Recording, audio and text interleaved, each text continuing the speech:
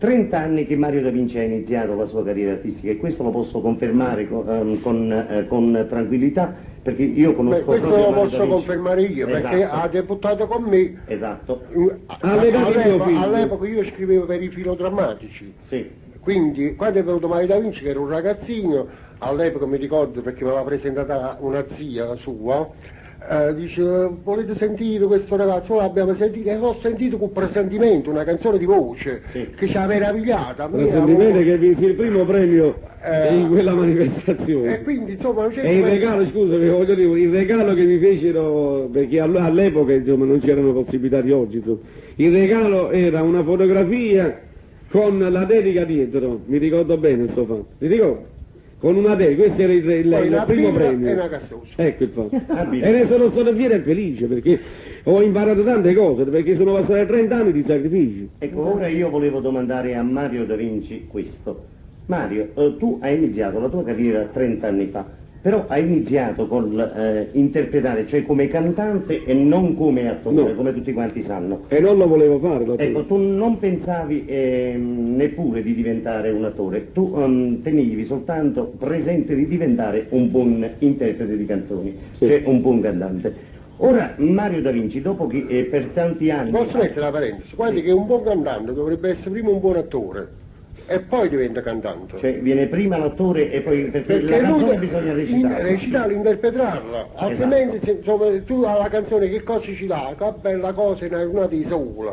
Sì. Un'aria serena, troppo una messa non hai detto niente, però se tu pensi che Leopardo all'epoca diceva passate la tempesta o da un cielo fa festa, la gallina tornate sulla via di Sì, però la domanda che io volevo fare... Che bella cosa era una di sola, è come si scende da prima mattina. Esatto, a rumore, no, bisogna... Sì. Capire il significato, che domanda... cosa voglio dire quell'autore dicendo che bella cosa era una di sola. Però la domanda che io volevo fare a Mario era un'altra, cioè Mario ha sofferto per tanti anni, cioè Mario è venuto dalla gavetta, praticava l'ambiente artistico, la galleria, ecco, ed era molto difficile inserirsi nella grossa rosa dei grossi interpreti della canzone napoletana. Ora Mario Da Vinci a quell'epoca, quanto andavano per la maggiore cantanti come Nunzio Gallo, come Bruni, Aurelio Fierro, eccetera. Mario Da Vinci, ecco, questa è la domanda che io voglio fare a Mario. Ecco, tu, quando si facevano i festival della canzone napoletana e Mario Da Vinci veniva messo da parte in quei tempi, ecco, tu che cosa ne pensavi di questi grossi interpreti che non ti volevano dare spazio, che gli organizzatori non volevano darti spazio? Ecco, pensavi che i giovani a quell'epoca, come Mario Da Vinci, io ricordo in occasione di un festival di circa 12-13 anni fa, che Mario Da Vinci era il primo davanti a un corteo con una bandiera in mano e che diceva: dovete portare il Festival di Napoli avanti, non deve morire il Festival di Napoli. Ecco, tu allora non eri il Mario Da Vinci di oggi, eri il giovane della canzone napoletana, eri all'inizio, diciamo. No, aspetta un po', noi per quanto riguarda Nunzio Gallo, per quanto riguarda il periodo di Fierro, per quanto riguarda il periodo di Tullio Pane, noi stiamo parlando del 1958, 59, 60. Esatto, insomma. sì, esatto. Nel 70 è un'altra epoca, quando non si fece più il festival, io vinsi il primo premio a Capri, cioè la prima serata stavo avanti a tutti, perché non era dopo usciamo sui festival, adesso ti rispondo a te. Discorso lunghissimo. Ci volessi giornate. Benissimo, allora ti rispondo subito. Non era l'epoca di Gallo, eccetera, insomma, quando feci questo sciopero, questa cosa con tutti i cantanti. Questo è stato precisamente nel 1900. Quando c'era l'epoca di Gallo, Firro, che tu dici che non davano spazio agli altri, non davano spazio, non è che non davano spazio. Allora trionfavano le case discografiche, le famose edizioni, allora trionfava il vero cantante, insomma. Vuoi dire questo? Sì. Io ho sudato per entrare in quella rosa di cantanti, perché quando ci sono entrati sono rimasti per 30 anni. Benissimo, però... Invece gli altri, allora fammi altri, diciamo, 1980, quest'arco di anni, tu hai detto era molto difficile inserirti, ma sai perché era difficile? Perché dovevi studiare per inserirti. Esatto. Perché il parlante di Nunzio Gallo è un maestro di musica, Nunzio Gallo, amico mio. Erano tutti grossi interpreti. Allora dovevi apprendere da quella scuola. Ricci era uno che sapeva la musica, Tullio Pane era uno che sapeva... Era difficile inserirti perché ci voleva l'artista vero e proprio. Dalla lirica. Ecco Sì. il discorso. Sì, Ricci. Però quando tu ti inserivi e mi sono inserito, e grazie al Dio, io mi sono messo a studiare sia con la Santa Maria, sia con Campanino, Mino Campanino, Uno dei più sì, ecco, grossi... dei più grossi maestri di Napoli, con il maestro Enzo Aita, che tu sai benissimo, era all'altezza di Carlo Buti. Sì. Allora mi sono messo in questa gareggiata, andavo con Nunzio Gallo, per esempio, stavo insieme sempre, perché è stato mio carissimo amico. Ecco, mi sapresti spiegare, tu poi a un certo Poi punto... scusa, sono entrato in questa rosa, ho detto, man mano, come una formica che cammina, man mano, tutti i giorni mangi Sì, però- e ne sono fiero e felice uno spettacolo di Caro Papà. Che Esatto. c'entra qui? Con il maestro Enzo Aita, che tu sai benissimo, era all'altezza di Carlo Buti.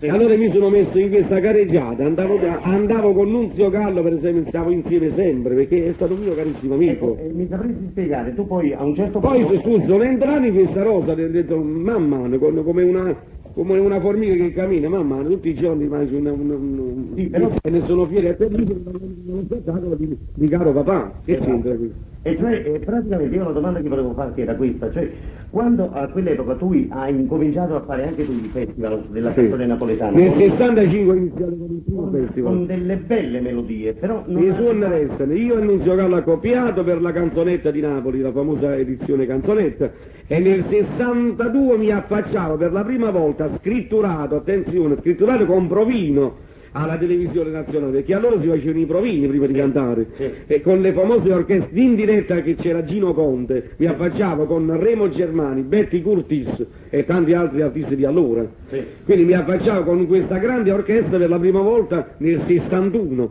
e sono ben 20 anni che sono scritturato ufficialmente alla Rai Nazionale, Televisione Nazionale. Ho capito. Cioè, non è come adesso che uno viene qua e abbiamo questa possibilità, felicissimi, di fare, come io ho aperto la radio, viene un cantante, si siede, che cosa hai portato? Oggi è molto più facile. Allora oggi è facilissimo, perché ascoltare tutti i giorni la mamma dice vicino al figlio, perché non facciamo, questi c'ha una bella voce, andiamo a incidere un pezzo, te lo portano a te come me lo portano a me, lo mettiamo e quello la mattina presto dice, e marito amici chi è? Io incide pure io. Esatto. Invece allora si faceva un grosso tirocinio. Esatto. Vai. Questo, andiamo alla Ecco, domanda. adesso io vorrei dirti ancora... Perciò ci vorrebbero le giornate. Lo so, sì, purtroppo sì. Però io adesso volevo dirti ancora una cosa. Dopo questo flusso di cantanti, i vari Nunzio Gallo, eccetera, è venuto fuori il Mario Da Vinci. È venuto fuori il Mario Da Vinci. Quest'altra era. Quest'altra era. Era dal 60 a 81, diciamo, perché io prima facevo le piedigrotte, insomma a un certo punto facevamo una piedigrotta insieme con 5 cantanti a Napoli, uova a sorpresa di Vincenzo Acambora De Crescenzo, 8.000 lire a sera, per avere queste cose c'era una carta bollata, insomma. Un giratore. Ecco, è dolce dormire. Ecco. Allora a un certo punto venivano fuori queste famose piedigrotte. Sì. È una piedigrotta che uscimmo insieme io, Mirna Doris, Mario Merola, a Starita e Nunzia Greton, eravamo 5, a sorpresa si chiamava sto spettacolo. Sì, questo è stato nel 65. 65, benissimo. Primo festival e poi feci questa piedigrotta, ma prima di questa piedigrotta ne feci un'altra con Gallo, autori associati, e c'era un famoso cantante che ha dato dimostrazioni in tutto il mondo, perché se ne andò da Napoli, ti dico ancora, anche questo, ed era Gianni Rock e oggi Massimo Ranieri. Sì, Se ne andò da ricordo, Napoli sì, per andò essere via. apprezzato. Sì, Ma era un ragazzo. Era un ragazzo di 12 anni che andava a comprarci. Allora noi facevamo le piedigrotte e lui stava vicino al pianoforte con la Terrana, noi passavamo le canzoni e lui andava a comprarci le sigarette, non stava con noi, insomma. Sì, ho capito. Comunque... Ma oggi è diventato una stella quasi diciamo internazionale. Esatto, però la domanda che io voglio farti adesso è questa, cioè tu come ritieni di essere uscito fuori a conoscenza di tutto il pubblico di tutta Italia con la canzone napoletana, interpretata solo la canzone napoletana, o pensi che sei venuto fuori nel periodo in cui il maestro Sciotti ha incominciato a scrivere per te delle canzoni adatte per la sceneggiata e quindi è venuto fuori il binomio Sciotti-Iglio ed è venuto fuori il binomio... No, è questo posso non c'è- rispondere io no, su non questo? c'entra No, questo. non c'entra proprio questo, perché anche prima di questo famoso binomio ci avevamo scritto delle canzoni a Mario Da Vinci, come per dire, anche canzoni di Mala, come la Sinfonia per un massacro. Sì. E che non erano adatte per me, perché ecco, Oh, non è l'indolo, cioè Però io Mario da non Vinci sentivo veniva di cantare fuori, queste cose. però Mario da Vinci veniva fuori da una trasmissione intitolata Bim Bum Bam, che noi scrivevamo Rodolfo Valentino, Ho capito. Bim Bum Bam con Peppino Cagliardi, Bruno Lauzi e Bruno Lelli, a Milano. A Milano. Lui già aveva fatto, all'epoca non era Domenica Inn, ma era Corrado, non so, che era un'altra trasmissione. Io ho fatto la Fiera dei Sogni con Michael Bongiorno. E quindi già come cantante veniva Fontanella che aveva un successo quasi nazionale. Io ricordo. O bello nel E precisi che 73. lui a un certo momento faceva già la sceneggiata. Già al 70 è iniziato. Faceva la sceneggiata al 2000 con la buona Con Beniamino Maggio. con Beniamino Maggio, Trottolino, non so, Liliano. Sì, però io ricordo il grosso successo di Mario da Vinci. Ma È tu vedi iniziato il proprio- filone. è venuto dalla canzone. Dalla canzone con... Miracolo di Natale. No, prima di Miracoli Natale mi sembra che un certo successo te l'ha data Fontanella. Questo parliamo di canzoni. Ecco, io parlo di canzoni, non Di di canzoni è stato il mio più grosso successo discografico e diciamo festivaliere, Fontanella. Insomma. Ecco, cioè- È o bello. È un bello. È bello, Ecco, è bello, è bello. sì, Questi sono stati i miei più grossi successi, diciamo, usciti dai festival. dai festival. Poi invece i suoneresi che era una bella canzone, non entrò perché si facevano i festival a tavolino.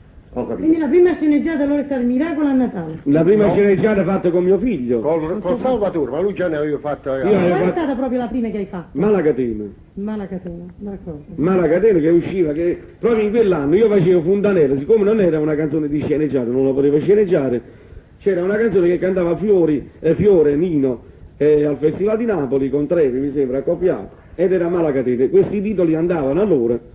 E vennero da me e dice ma tu hai sta fare sta cosa fuori programma? No, ma io voglio cantare solo fuori programma, non voglio fare. Non lo volevo Però fare. già nel 65-64 fui scritturato da Giosuè Ippolito, non lo zio di Leonardo, La buonanima. la buonanima, e facevo il varietà già in vedette io in vedette con Mirna Doris, fuori programmi e lei, primo attore Alberto Amato e Virginia da Brescia come prima attrice, quindi Ho capito. non volevo fare l'attore, ma internamente sentivo di avere dentro di me la drammaticità, diciamo, questo cantante burietrico che fa tutto, insomma io già lo sentivo che lo potevo fare, solo che non ero convinto, ecco, poi mi sono convinto perché a prescindere da ogni cosa ognuno c'ha una propria... convincetti a fare. Sì, una propria famiglia, o non... Con Malacatena, no Mario, tu devi farlo. Sì, e tu devi farlo. fece il primo attore. Ecco, e Malacatena, maestro, l'ha scritta lei? No, Fiorenza. no.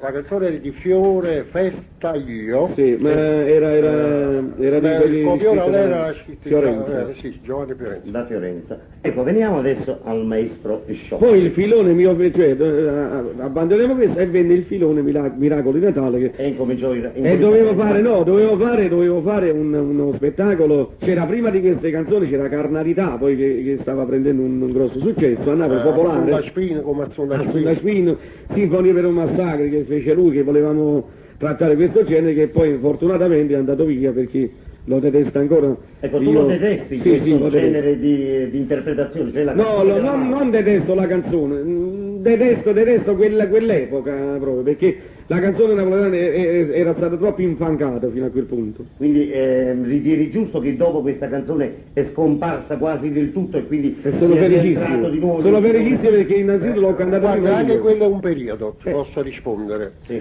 Perché non è che la canzone detta della malavita l'abbiamo scritto noi in quel periodo, perché in quel momento Andava quel genere. andava quel genere, la gente le piaceva sentire Vabbè, è questo. chiaro. Però